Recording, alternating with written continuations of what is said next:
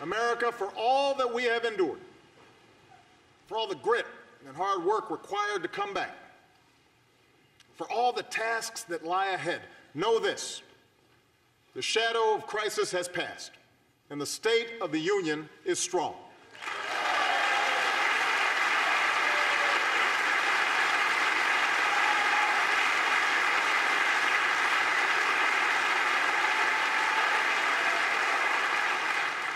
At this moment, with a growing economy, shrinking deficits, bustling industry, booming energy production, we have risen from recession freer to write our own future than any other nation on earth. It's now up to us to choose who we want to be over the next 15 years and for decades to come. Will we accept an economy where only a few of us do spectacularly well? Or will we commit ourselves to an economy that generates rising incomes and chances for everyone who makes the effort?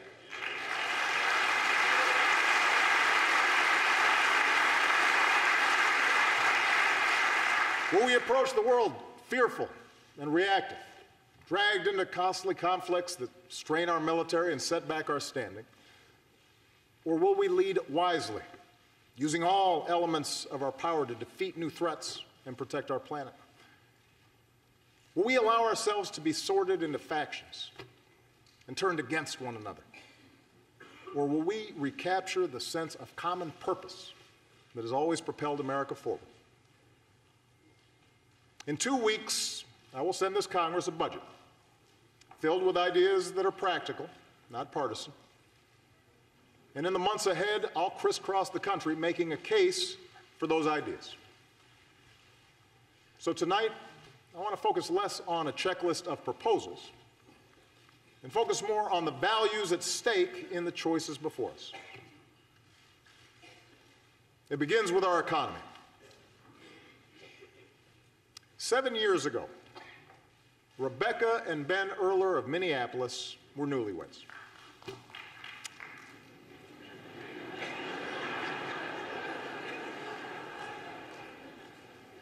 She waited tables, he worked construction. Their first child, Jack, was on the way.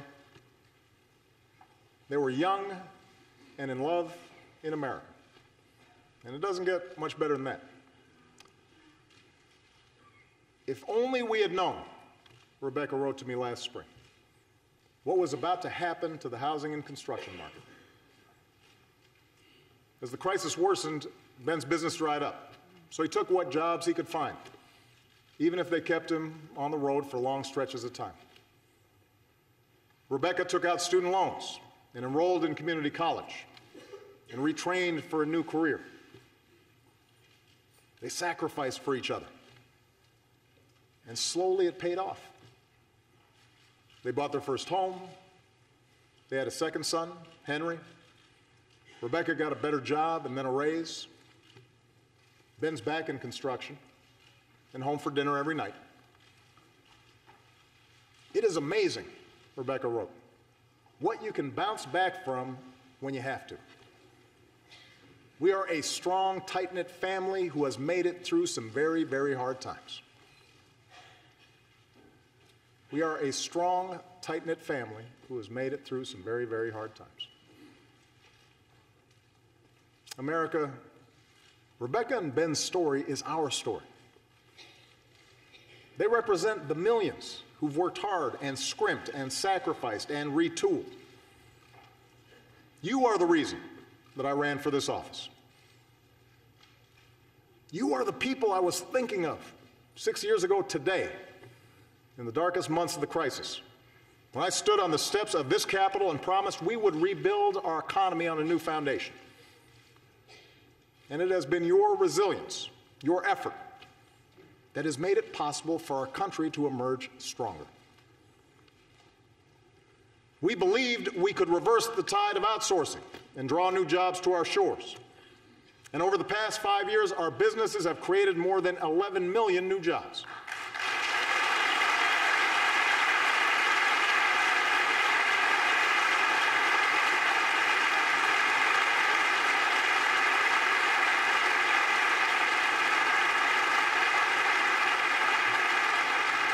We believed we could reduce our dependence on foreign oil and protect our planet. And today, America is #1 in oil and gas. America is #1 in wind power. Every 3 weeks, we bring online as much solar power as we did in all of 2008. And thanks to lower gas prices and higher fuel standards, the typical family this year should save about $750 at the pump.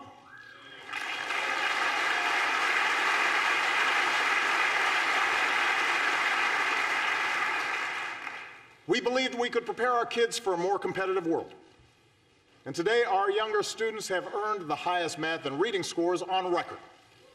Our high school graduation rate has hit an all-time high. More Americans finish college than ever before.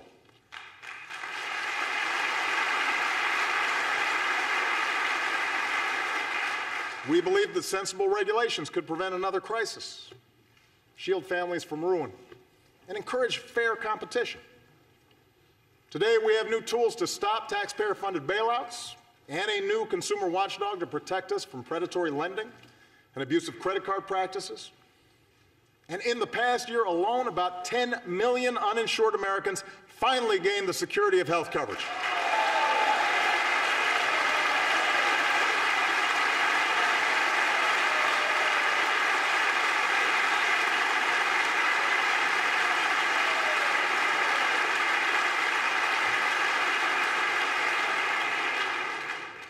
At every step, we were told our goals were misguided or too ambitious, that we would crush jobs and explode deficits. Instead, we've seen the fastest economic growth in over a decade, our deficits cut by 2/3, a stock market that has doubled, and healthcare inflation at its lowest rate in 50 years.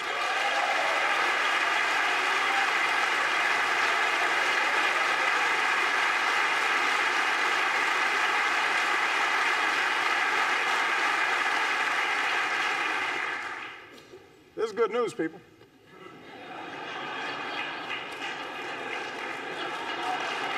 So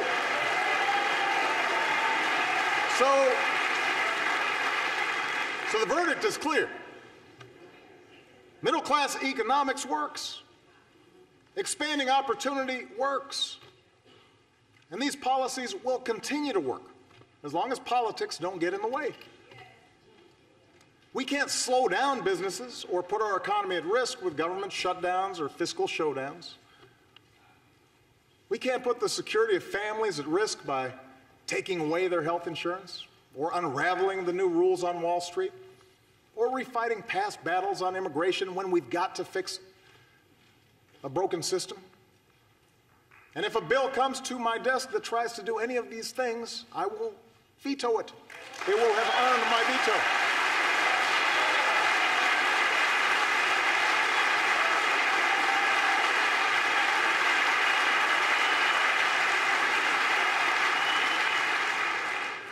Today, thanks to a growing economy, the recovery is touching more and more lives.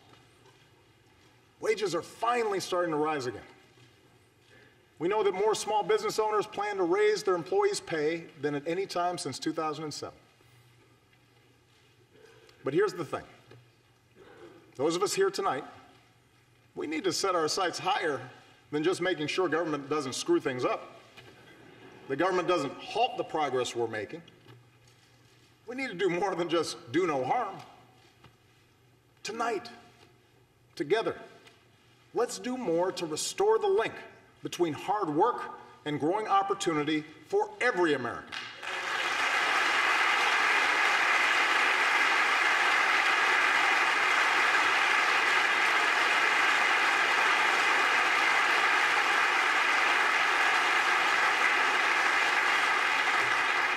Because families like Rebecca's still need our help.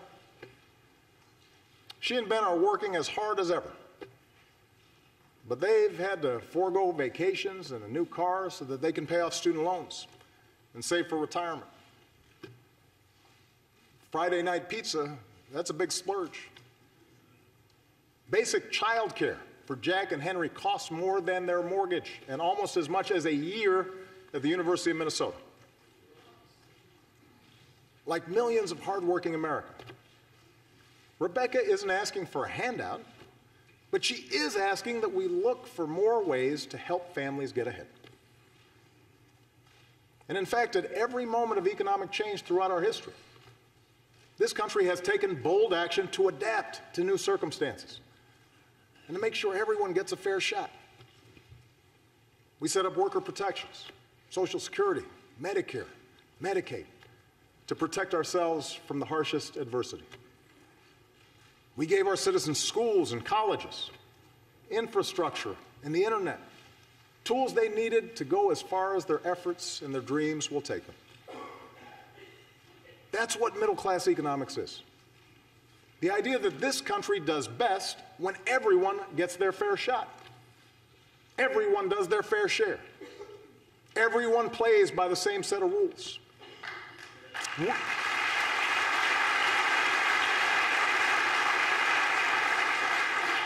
We don't just want everyone to share in America's success, we want everyone to contribute to our success.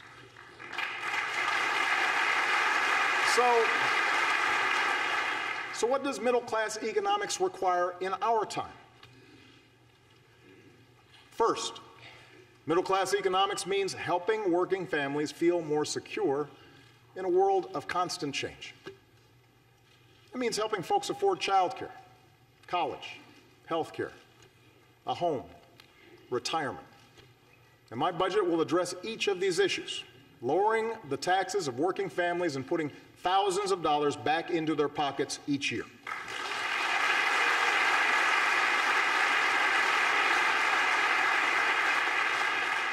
Here's one example. During World War II, when men like my grandfather went off to war, having women like my grandmother in the workforce was a national security priority. So this country provided universal child care. In today's economy, when having both parents in the workforce is an economic necessity for many families, we need affordable, high-quality child care more than ever.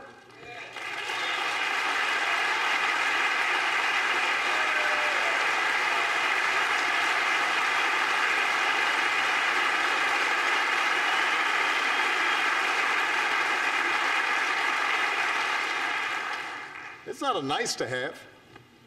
It's a must-have.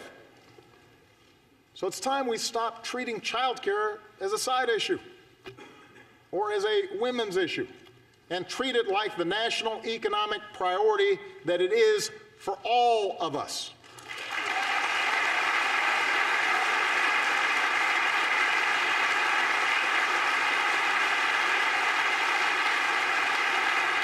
And that's why my plan will make quality child care more available and more affordable for every middle-class and low-income family with young children in America by creating more slots and a new tax cut of up to $3,000 per child per year.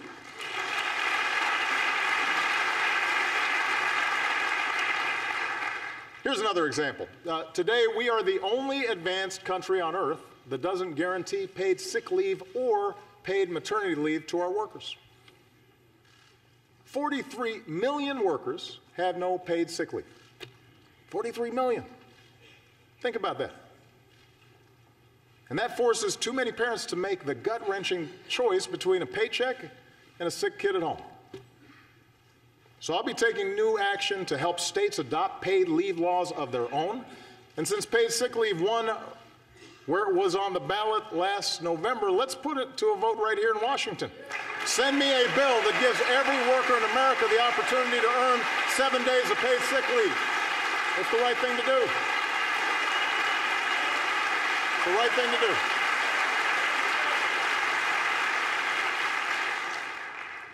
Of course, nothing helps families make ends meet like higher wages. That's why this Congress still needs to pass a law that makes sure a woman is paid the same as a man for doing the same work.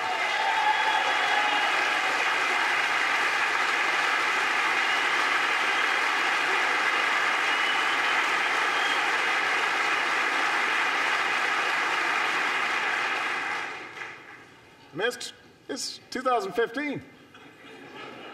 It's time. We still need to make sure employees get the overtime they've earned. And everyone in this Congress who still refuses to raise the minimum wage, I say this. If you truly believe you could work full-time and support a family on less than $15,000 a year, try it. If not, vote to give millions of the hardest working people in America a raise.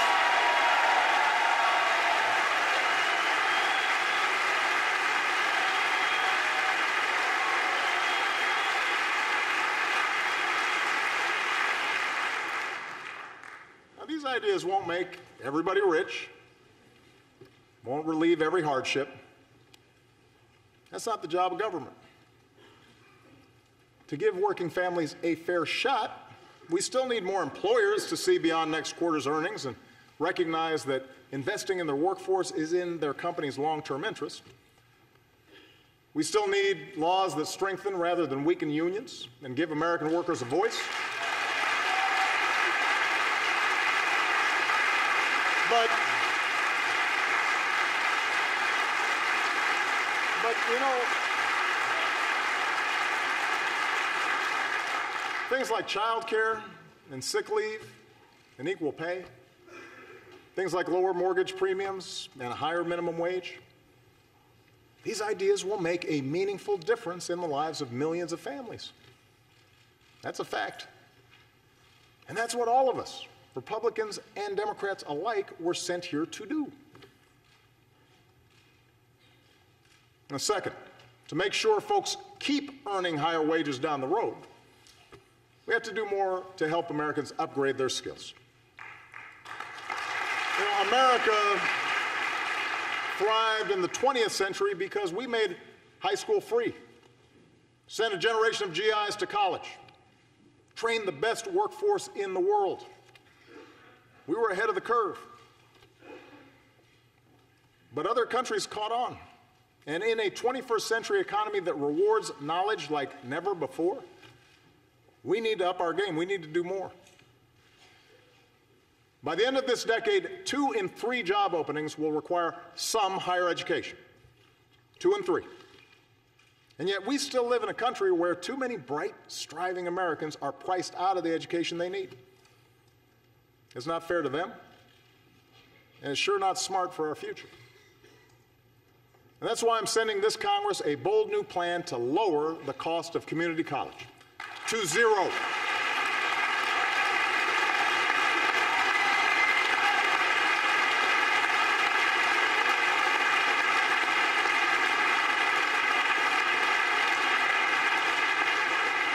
Keep in mind, 40% of our college students choose community college. Some are young and starting out. Some are older and looking for a better job. Some are veterans and single parents trying to transition back into the job market. Whoever you are, this plan is your chance to graduate ready for the new economy without a load of debt. Understand, you've got to earn it. You've got to keep your grades up and graduate on time.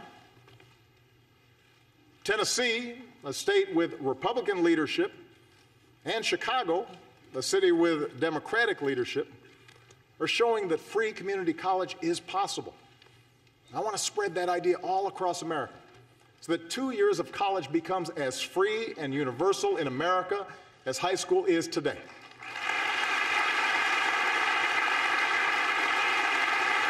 Let's stay ahead of the curve. And I want to work with this Congress to make sure those already burdened with student loans can reduce their monthly payments so that student debt doesn't derail anyone's dreams. Thanks to Vice President Biden's great work to update our job training system, we're connecting community colleges with local employers to train workers to fill high-paying jobs like coding and nursing and robotics. Tonight, I'm also asking more businesses to follow the lead of companies like CVS and UPS and offer more educational benefits and paid apprenticeships, opportunities that give workers the chance to earn higher-paying jobs even if they don't have a higher education. And as a new generation of veterans comes home, we owe them every opportunity to live the American dream they helped defend. Already we've made strides towards ensuring that every veteran has access to the highest quality care. We're slashing the backlog that had too many veterans waiting years to get the benefits they need. And we're making it easier for vets to translate their training and experience into civilian jobs. And joining forces, the national campaign launched by Michelle and Jill Biden, thank you, Michelle, thank you, Jill, has helped nearly 700,000 veterans and military spouses get a new job.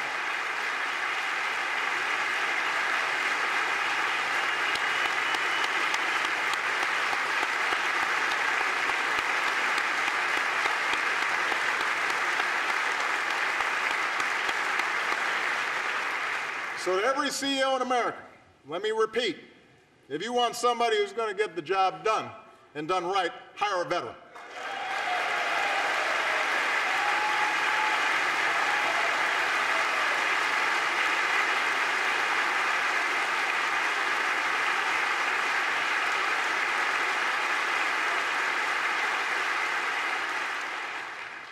Finally, as we better train our workers, we need the new economy to keep churning out high-wage jobs for our workers to fill.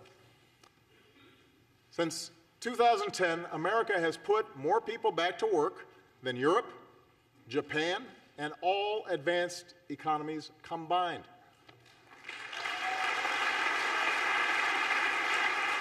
Our manufacturers have added almost 800,000 new jobs. Some of our bedrock sectors, like our auto industry, are booming. But there are also millions of Americans who work in jobs that didn't even exist 10 or 20 years ago. Jobs at companies like Google and eBay and Tesla. So no one knows for certain which industries will generate the jobs of the future. But we do know we want them here in America. We know that.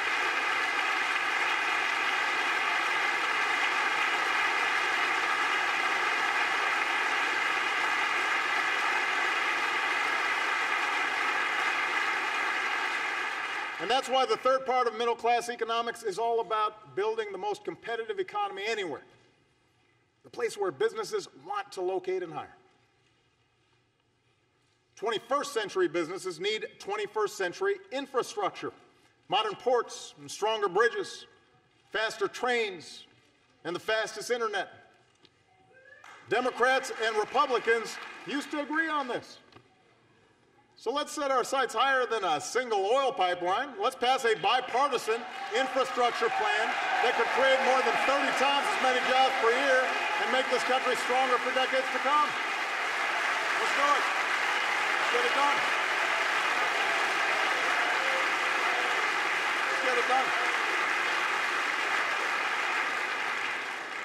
21st century businesses, including small businesses, need to sell more American products overseas. Today, our businesses export more than ever, and exporters tend to pay their workers higher wages. But as we speak, China wants to write the rules for the world's fastest growing region. That would put our workers and our businesses at a disadvantage. Why would we let that happen? We should write those rules. We should level the playing field. That's why I'm asking both parties to give me trade promotion authority to protect American workers with strong new trade deals from Asia to Europe that aren't just free, but are also fair. It's the right thing to do.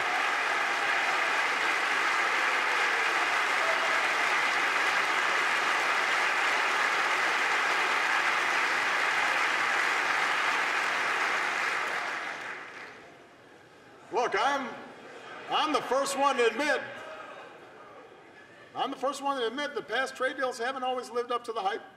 And that's why we've gone after countries that break the rules at our expense. But 95% of the world's customers live outside our borders. We can't close ourselves off from those opportunities. More than half of manufacturing executives have said they're actively looking to bring jobs back from China. So let's give them one more reason to get it done.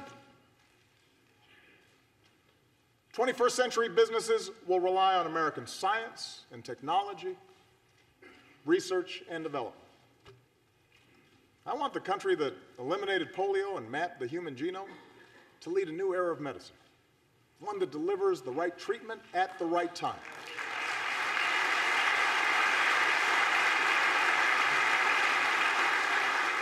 In some patients with cystic fibrosis, this approach has reversed a disease once thought unstoppable. So tonight I'm launching a new precision medicine initiative to bring us closer to curing diseases like cancer and diabetes, and to give all of us access to the personalized information we need to keep ourselves and our families healthier. We can do this.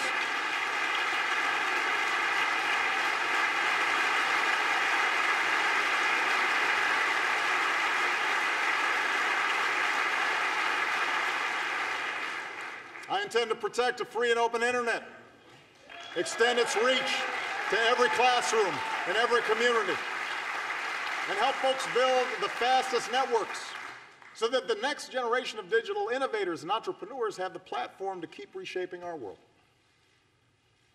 I want Americans to win the race for the kinds of discoveries that unleash new jobs, converting sunlight into liquid fuel, creating revolutionary prosthetics so that a veteran who gave his arms for his country can play catch with his kids again, pushing out into the solar system, not just to visit, but to stay. Last month, we launched a new spacecraft as part of a re-energized space program that will send American astronauts to Mars. And in 2 months, to prepare us for those missions, Scott Kelly will begin a year-long stay in space. So good luck, Captain. Make sure to Instagram it. We're proud of you.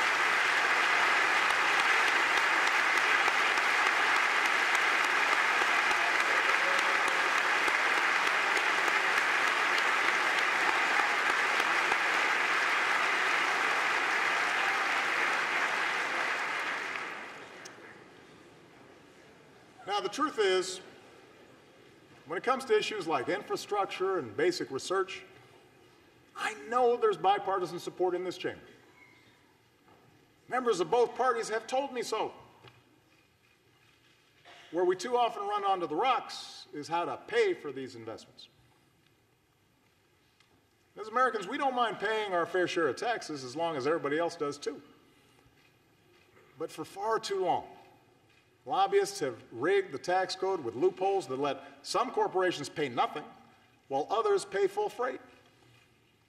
They've riddled it with giveaways that the super rich don't need while denying a break to middle-class families who do. This year we have an opportunity to change that. Let's close loopholes so we stop rewarding companies that keep profits abroad and reward those that invest here in America.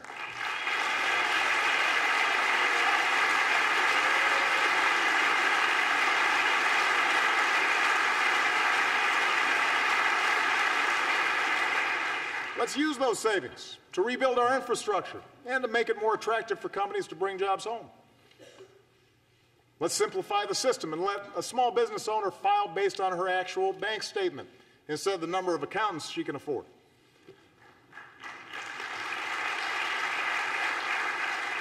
And let's close the loopholes that lead to inequality by allowing the top 1% to avoid paying taxes on their accumulated wealth. We can use that money to help more families pay for child care and send their kids to college.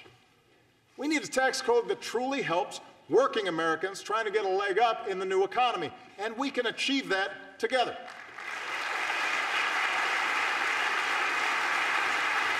We can achieve it together.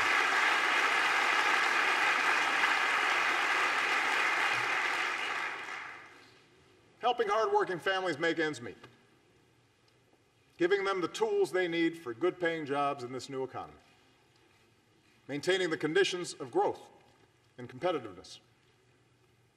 This is where America needs to go. I believe it's where the American people want to go. It'll make our economy stronger a year from now, 15 years from now, and deep into the century ahead.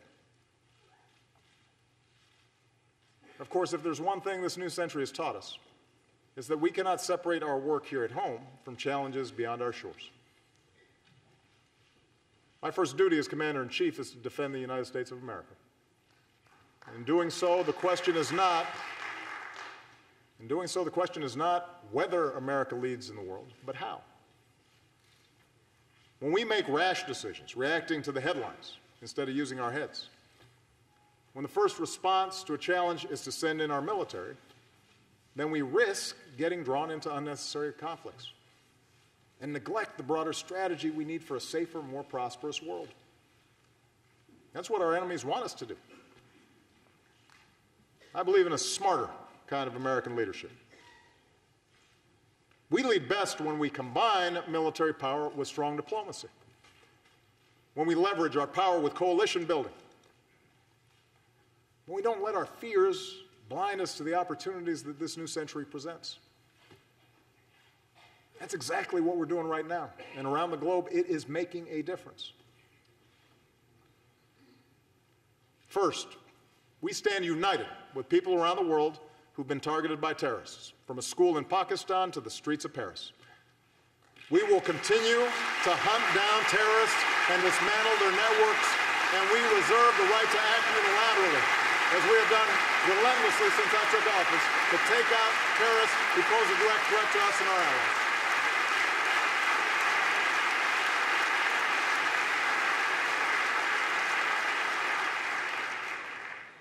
At the same time, we've learned some costly lessons over the last 13 years. Instead of Americans patrolling the valleys of Afghanistan, we've trained their security forces, who've now taken the lead. And we've honored our troops' sacrifice by supporting that country's first democratic transition. Instead of sending large ground forces overseas, we're partnering with nations from South Asia to North Africa to deny safe haven to terrorists who threaten America. In Iraq and Syria, American leadership, including our military power, is stopping ISIL's advance. Instead of getting dragged into another ground war in the Middle East, we are leading a broad coalition, including Arab nations, to degrade and ultimately destroy this terrorist group. We're also supporting a moderate opposition in Syria that can help us in this effort, and assisting people everywhere who stand up to the bankrupt ideology of violent extremism. Now, this effort will take time. It will require focus. But we will succeed. And tonight I call on this Congress to show the world that we are united in this mission by passing a resolution to authorize the use of force against ISIL. We need that authority. Second, we're demonstrating the power of American strength and diplomacy. We're upholding the principle that bigger nations can't bully the small by opposing Russian aggression and supporting Ukraine's democracy and reassuring our NATO allies.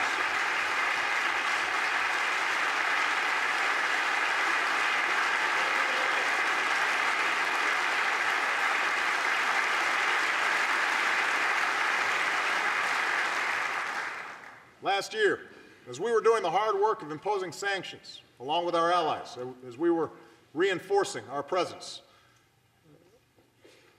with the frontline states, Mr. Putin's aggression, it was suggested, was a masterful display of strategy and strength. That's what I heard from some folks. Well, today, it is America that stands strong and united with our allies, while Russia is isolated with its economy in tatters.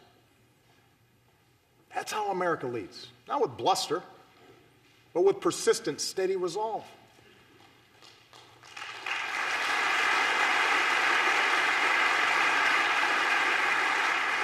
You know, in Cuba, we are ending a policy that was long past its expiration date.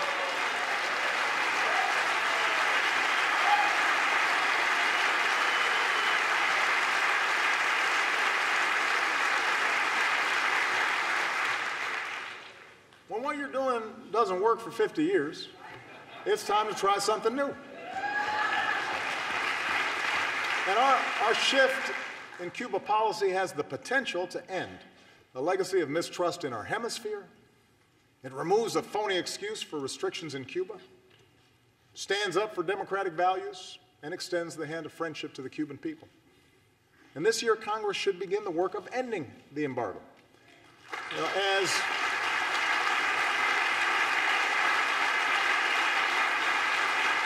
His Holiness Pope Francis has said,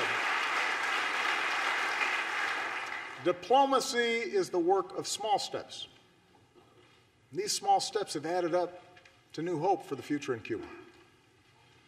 And after years in prison, we are overjoyed that Alan Gross is back where he belongs. Welcome home, Alan. We're glad you're here.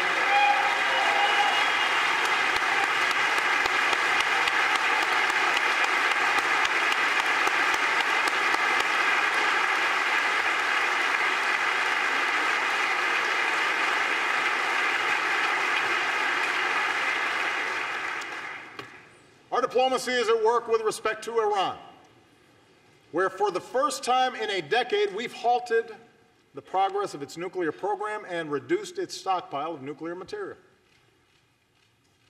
Between now and this spring, we have a chance to negotiate a comprehensive agreement that prevents a nuclear-armed Iran, secures America and our allies, including Israel, while avoiding yet another Middle East conflict.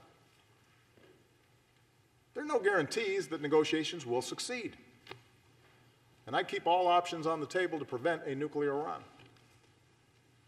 But new sanctions passed by this Congress at this moment in time will all but guarantee that diplomacy fails, alienating America from its allies, making it harder to maintain sanctions, and ensuring that Iran starts up its nuclear program again. It doesn't make sense. And that's why I will veto any new sanctions bill that threatens to undo this progress.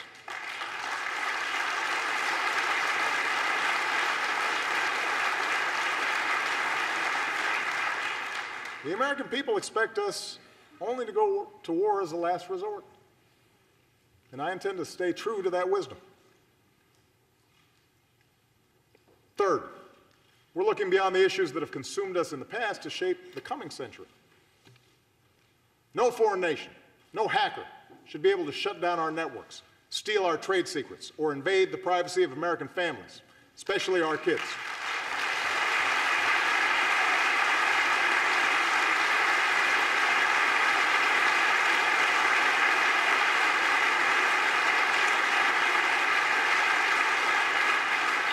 So we're making sure our government integrates intelligence to combat cyber threats, just as we have done to combat terrorism. And tonight I urge this Congress to finally pass the legislation we need to better meet the evolving threat of cyber attacks, combat identity theft, and protect our children's information. That should be a bipartisan effort.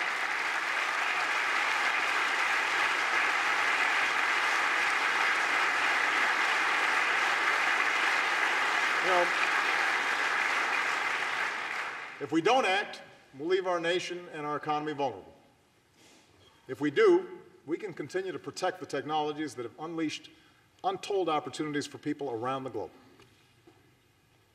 In West Africa, our troops, our scientists, our doctors, our nurses, our healthcare workers are rolling back Ebola, saving countless lives and stopping the spread of disease.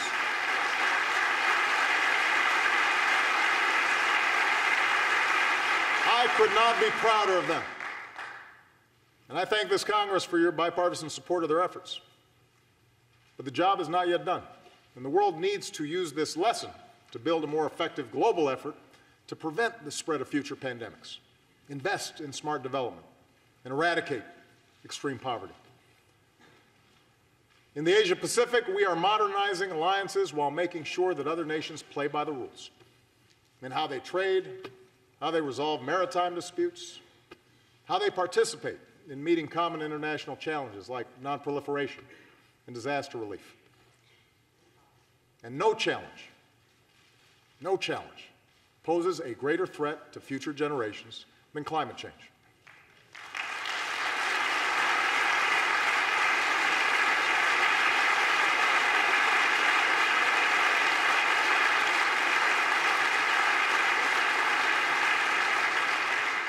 2014 was the planet's warmest year on record. Now, one year doesn't make a trend, but this does. 14 of the 15 warmest years on record have all fallen in the first 15 years of this century. I've heard some folks try to dodge the evidence by saying they're not scientists, that we don't have enough information to act. Well, I'm not a scientist either. But you know what? I know a lot of really good scientists at NASA and at NOAA and at our major universities. And the best scientists in the world are all telling us that our activities are changing the climate. And if we don't act forcefully, we'll continue to see rising oceans, longer, hotter heat waves, dangerous droughts and floods, and massive disruptions that can trigger greater migration and conflict and hunger around the globe. The Pentagon says that climate change poses immediate risks to our national security. We should act like it. And that's why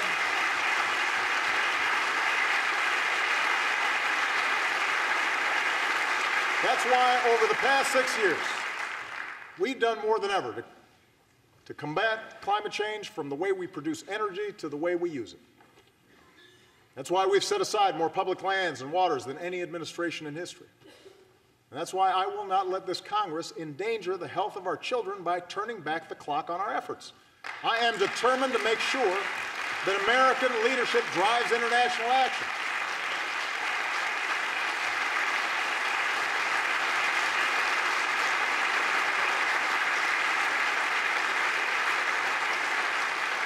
In Beijing, we made a historic announcement. The United States will double the pace at which we cut carbon pollution, and China committed for the first time to limiting their emissions. And because the world's two largest economies came together, other nations are now stepping up and offering hope that this year the world will finally reach an agreement to protect the one planet we've got. And there's one last pillar of our leadership, and that's the example of our values. As Americans, we respect human dignity even when we're threatened, which is why I have prohibited torture and worked to make sure our use of new technology like drones is properly constrained.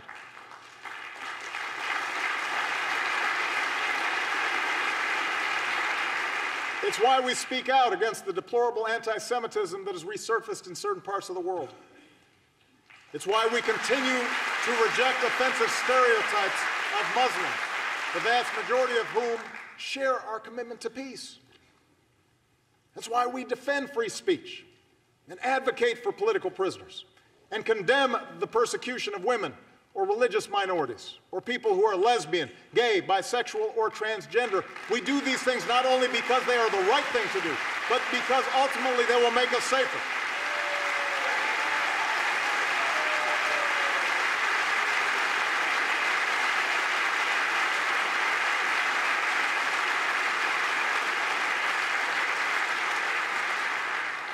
As Americans, we have a profound commitment to justice.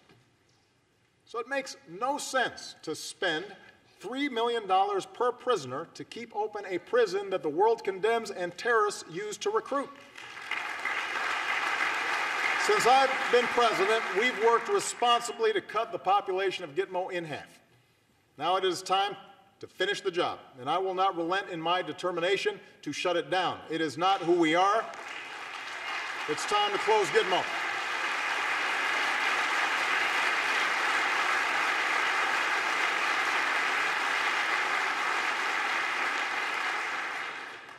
As Americans, we cherish our civil liberties, and we need to uphold that commitment if we want maximum cooperation from other countries and industry in our fight against terrorist networks.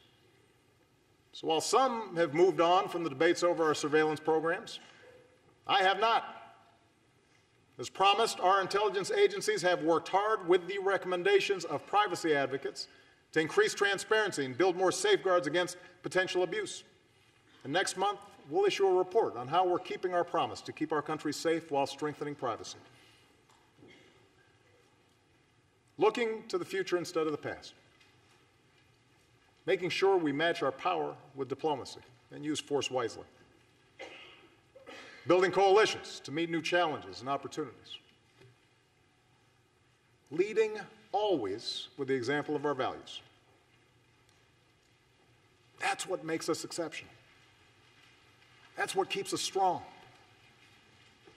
That's why we have to keep striving to hold ourselves to the highest of standards, our own.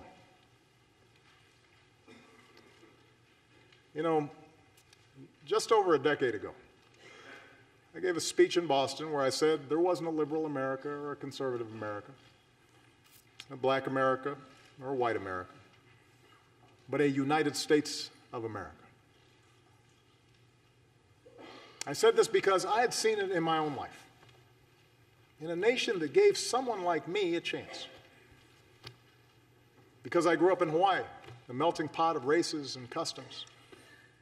Because I made Illinois my home, a state of small towns, rich farmland, one of the world's great cities, a microcosm of the country where Democrats and Republicans and independents, good people of every ethnicity and every faith, share certain bedrock values.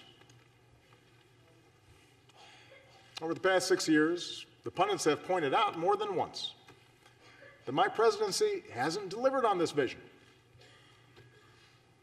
How ironic, they say, that our politics seems more divided than ever. It's held up as proof, not just of my own flaws, of which there are many, but also as proof that the vision itself is misguided, naive, that there are too many people in this town who actually benefit from partisanship and gridlock for us to ever do anything about it. I know how tempting such cynicism may be, but I still think the cynics are wrong. I still believe that we are one people. I still believe that together we can do great things, even when the odds are long. I believe this because over and over in my 6 years in office, I have seen America at its best. I've seen the hopeful faces of young graduates from New York to California, and our newest officers at West Point, Annapolis, Colorado Springs, New London. I've mourned with grieving families in Tucson and Newtown, in Boston, in West Texas, and West Virginia. I've watched Americans beat back adversity from the Gulf Coast to the Great Plains, from Midwest assembly lines to the Mid-Atlantic seaboard. I've seen something like gay marriage go from a wedge issue used to drive us apart to a story of freedom across our country, a civil right now legal in states that 7 in 10 Americans call home.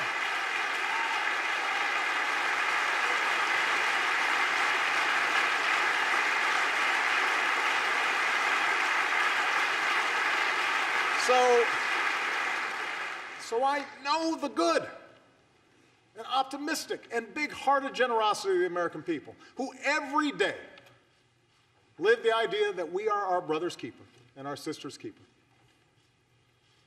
And I know they expect those of us who serve here to set a better example. So the question for those of us here tonight is how we, all of us, can better reflect America's hopes. I've served in Congress with many of you. I know many of you well. There are a lot of good people here on both sides of the aisle. And many of you have told me that this isn't what you signed up for. Arguing past each other on cable shows, the constant fundraising, always looking over your shoulder at how the base will react to every decision. Imagine if we broke out of these tired old patterns. Imagine if we did something different. Understand, a better politics isn't one where Democrats abandon their agenda or Republicans simply embrace mine. A better politics is one where we appeal to each other's basic decency instead of our basest fears. A better politics is one where we debate without demonizing each other, where we talk issues and values and principles and facts rather than gotcha moments or trivial gaffes or fake controversies that have nothing to do with people's daily lives.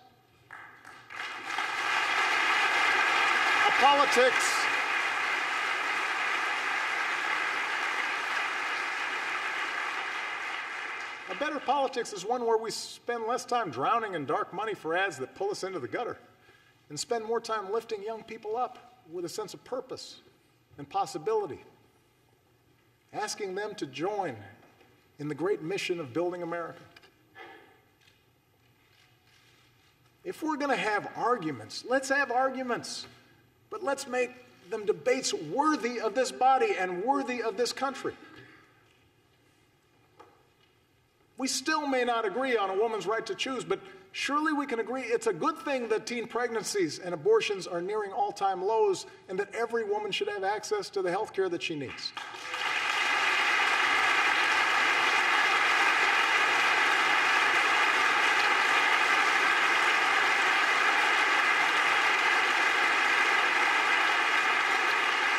Yes, passions still fly on immigration, but surely we can all see something of ourselves in the striving young student and agree that no one benefits when a hardworking mom is snatched from her child, and that it's possible to shape a law that upholds our tradition as a nation of laws and a nation of immigrants.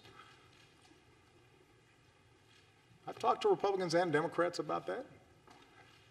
That's something that we can share. We may go at it in campaign season, but surely we can agree that the right to vote is sacred, that it's being denied to too many, and that on this 50th anniversary of the Great March from Selma to Montgomery and the passage of the Voting Rights Act, we can come together, Democrats and Republicans, to make voting easier for every single American.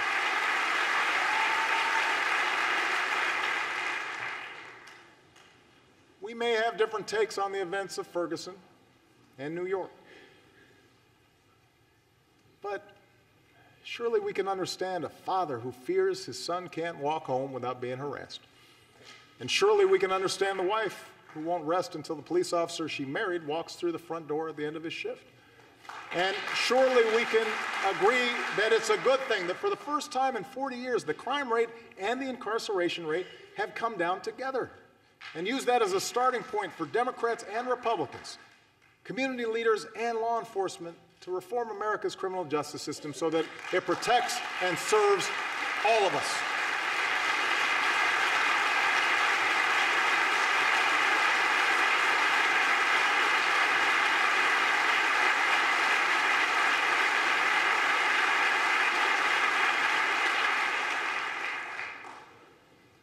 That's a better politics. That's how we start rebuilding trust. That's how we move this country forward. That's what the American people want. And that's what they deserve. I have no more campaigns to run. My only agenda, I know because I won both of them.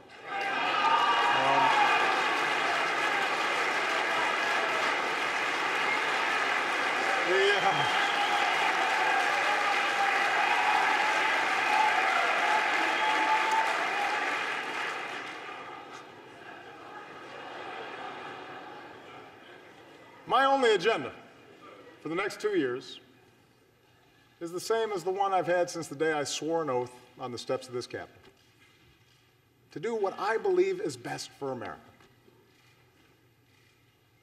If you share the broad vision I outlined tonight, I ask you to join me in the work at hand. If you disagree with parts of it, I hope you'll at least work with me where you do agree. And I commit to every Republican here tonight that I will not only seek out your ideas, I will seek to work with you to make this country stronger.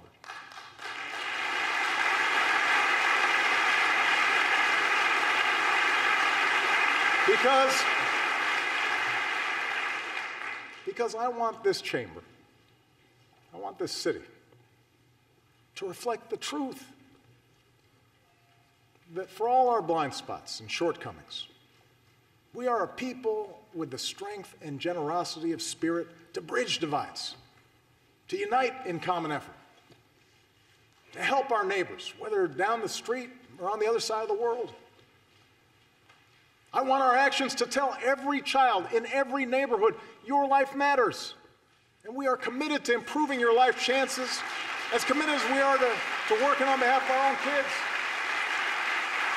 I want future generations to know that we are a people who see our differences as a great gift, that we're a people who value the dignity and worth of every citizen, man and woman, young and old, black and white, Latino, Asian, immigrant, Native American, gay, straight, Americans with mental illness or physical disability. Everybody matters. I want them to grow up in a country that shows the world what we still know to be true, that we are still more than a collection of red states and blue states, that we are the United States of America.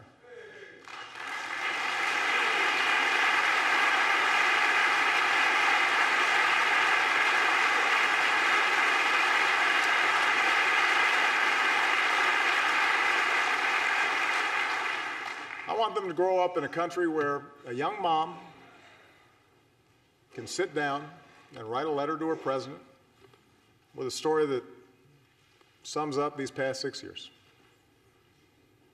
It's amazing what you can bounce back from when you have to.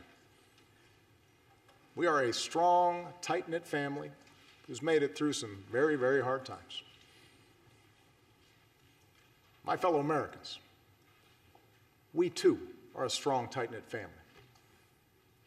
We too have made it through some hard times. 15 years into this new century, we have picked ourselves up, dusted ourselves off, and begun again the work of remaking America. We have laid a new foundation. A brighter future is ours to write. Let's begin this new chapter together. And let's start the work right now. Thank you. God bless you. God bless this country we love. Thank you.